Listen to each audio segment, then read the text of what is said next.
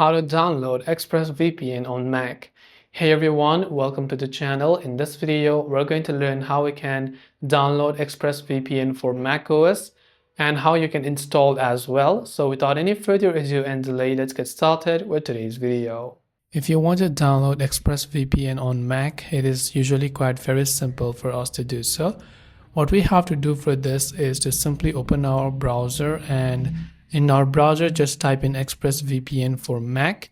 Then when you've done that, you type in ExpressVPN for Mac, just click on the first link from ExpressVPN themselves to download the VPN for your Mac. So just wait until the website has fully loaded up, and you can see it says download Mac VPN. So I'll just click on it.